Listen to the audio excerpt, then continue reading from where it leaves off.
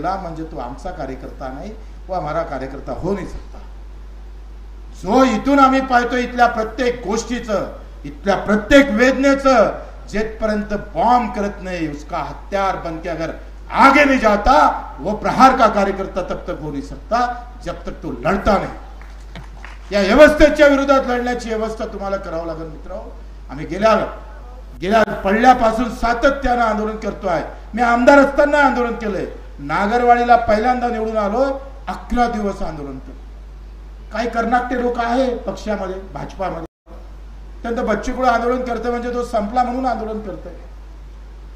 जेव्हा आमदाराची पहिली वेळ होती तेव्हा बच्चूकडू 11 दिवस आंदोलन करत होता, काय संपला होता? आम्ही काय थांबलो होतो? अरे तुम्ही तुमच्या पक्षाचं एवढं पडलं का तुम्ही सालेव तुमच्या मायवर जरी बलात्कार केला ना तरी पक्षाचा झेंडा घेऊन त्या नेत्याचा जय जयकार करणारी औलाद आहे। काय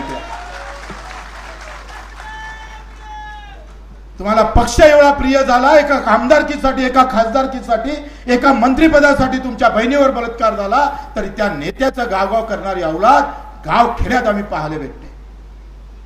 धर्म जातीचं पांघरून टाकून तुमच्या डोक्यातला मेंदू खराब केलेला आहे आणि म्हणून आमच्या शेतीमालाला भाव भेटत नाही, माझ्या दिव्यांगाचा पगार वाढत नाही, माझ्या मजुराची मजुरी वाढत नाही।